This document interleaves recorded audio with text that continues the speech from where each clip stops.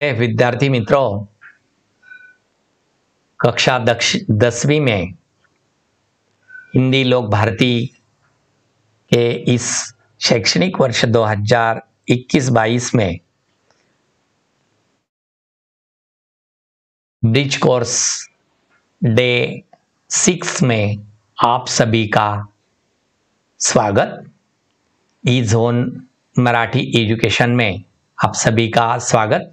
चलिए आज हम डे 6 में जानने वाले हैं कि डे 6 में हम जो कौशल प्राप्त करने वाले हैं वह है क्षेत्र, श्रवण, वाचन और मौखिक भाषा। यानी जो हम सुनते हैं और जो हम लिखते हैं और जो हम बोलते हैं उसे हम श्रवण, वाचन और मौखिक ऐसे बोलते हैं। तो उसमें हम उस कौशल को अपेक्षित सही तरीके से कैसे ध्यानपूर्वक ध्वनि मुद्रित की हुई रचना छात्र ध्यानपूर्वक समझकर श्रवण करेंगे। कुछ ध्वनि मुद्रित यानी कुछ आवाज आपको सुनाई देगी, कुछ पढ़ा और हम समझकर श्रवण करेंगे तो हमारे समझ में आ जाएगा। विद्यार्थी मित्रों, आप टीवी के सामने जब बैठते हैं और अपना पसंदीदा कार्यक्रम टीवी पर होता है तो आप जितनी समझदारी से, बड़ी लगन से आप उस कार्यक्रम को आप देखते हो, ध्यानपूर्वक देखते हो, तो आपके वह कार्यक्रम पूरी तरह समझ आ जाता है।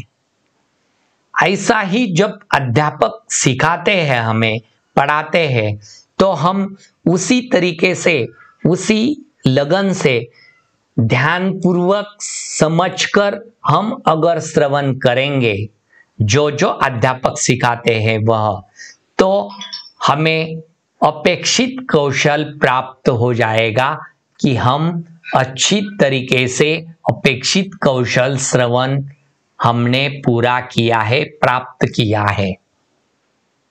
इसीलिए हमें उसका रिवीजन करने के लिए ब्रिज कोर्स का महाराष्ट्र शिक्षण मंडल पुणे यानी SCRT ने नियोजन आयोजन किया है।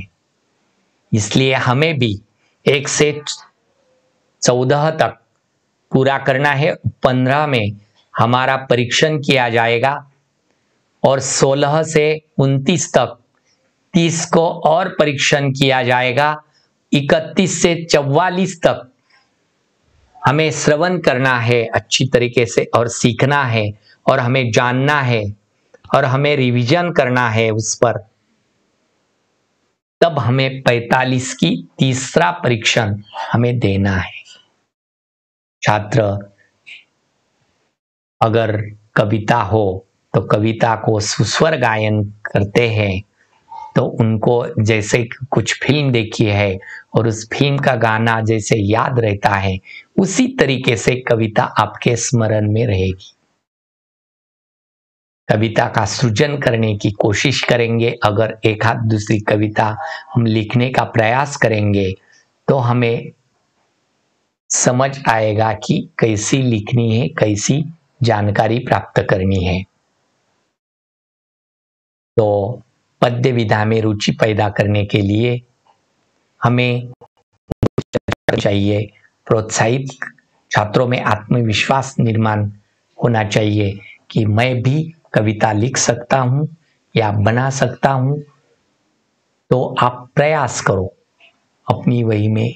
आज के लिए जो है आपको क्या करना है, आपने कविता बनाने का प्रयास करना है और अपने मन की एक कविता आपको बनानी है। आज की यही कृति आपके लिए है। आज के डे में आपकी यही कृति यानी डे 6 में आपको एक कविता बनानी है और यहाँ आपको यह कविता के कुछ पंक्तियां दी गई हैं। किताबें झांकती हैं बंद अलमारी के शीशे से, बड़ी हसरत से तकती है, महीनों अब मुलाकातें नहीं होती। जो शामें उनकी सोहबत में कटा करती थी, अब अक्सर किताबें झांकती है। तो कुछ पंक्तियां हैं कविता की, तो हमें इसमें कविता का सुस्वर प्रकट गायन करना है। किसी भी कविता को सुस्वर यानी लयबद्ध तरीके से हमें गायन करना है। अगर हम लयबद्ध तरीके से अगर गायन करते हैं, अच्छी तरह से पढ़ते हैं, तो वह कविता का जो सरल अर्थ है वह हमारे मन में प्रकट हो जाता है। कुछ नहीं हुआ तो वह अध्यापक की मदद से या अपने पालक की मदद से हम उसे पूर्णत्व प्राप्त कर सकते हैं। तो समझ कर हमें श्रवण करना चाहिए, तब आपको पठन में आएगा। गायन करने को आपको प्रेरित किया जाता है। कविता में किस विषय पर प्रकाश डाला है, छात्र को कौन सी पंक्तियां पसंद आई, आदि पर हम चर्चा करेंगे। तो दूसरा जो उदाहरण दिया गया है वह कविता के कुछ पंक्तियां यहाँ पर दी गई हैं। बदला बदला सा मौसम है, बदले से लगते हैं सुर, दीदा फाड़े शहर देखता, गाँव देखता टुकुर टुकुर। यानी कुछ पंक्तियां हैं वह अगर हमने सुस्वर में पढ़ी हो तो हमारे समझ आ जाएगी। कविता द्वारा अध्यापक विश्लेषण करेंगे। तो आज हमें हमारी जो सेतु अभ्यास पुस्तिका है उसमें हमें इस कृति को लिखना है।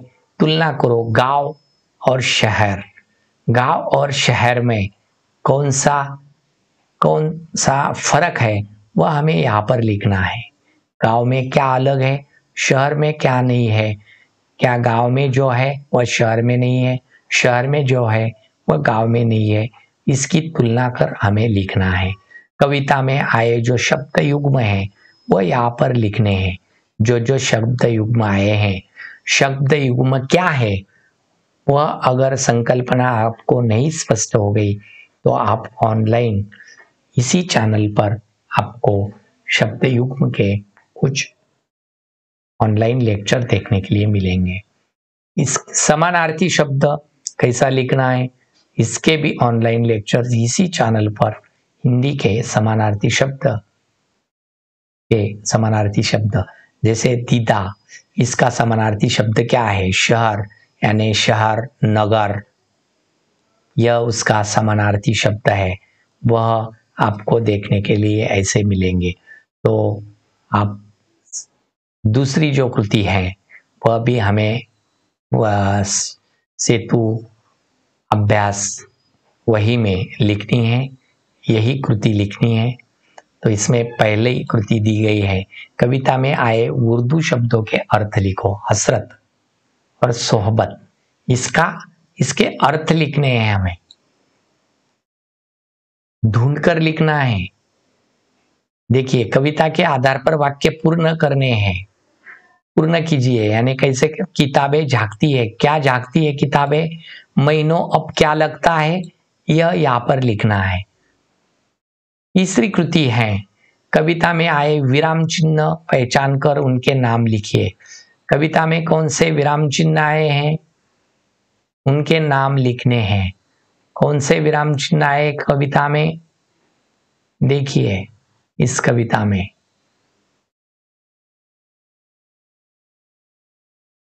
अल्प विराम और पूर्ण विराम से दो चिन्ह आए हुए हैं, विराम चिन्ह, वही दो लिखने हैं। विलोम अर्थी शब्द लिखिए, सुबह शाम, अक्सर। कविता में आए वस्तु की विशेषताएं बताएं, क्या विशेषताएं हैं वस्तु की। पूरक साहित्य क्या है, इसमें अच्छी तरह से सीखने के लिए हमें क्या करना है, कक्षा 7वीं तथा 8वीं की हिंदी की पाठ्यपुस्तक में आई जो कविताएं हैं उनका उचित आरोह अवरोह के साथ प्रकट वाचन कीजिए। 7वीं 8वीं के अगर आप 10वीं को भी हैं तो 7वीं 8वीं का जो हिंदी का पुस्तक है उसमें से जो कविताएं हैं उन कविताओं को आरोह अवरोह के साथ प्रकट वाचन करना है। कवि गुलजार की अन्य कविताओं का भी पठन कीजिए। यही आज का पूरक स्रोत साहित्य है। तो चलिए, आप सभी ने डे 6 में आज देखा कि श्रवण कैसा करना चाहिए, वाचन कैसा होना चाहिए। इसी कौशल के कुछ जानकारी और रिवीजन के बारे में आज इस ऑनलाइन में हमने अंत तक देखा। आप सभी ने बड़ी शांत यानी लगन से उस ऑनलाइन लेक्चर को अंत तक देखा। आप सभी को मेरी ओर से धन्यवाद।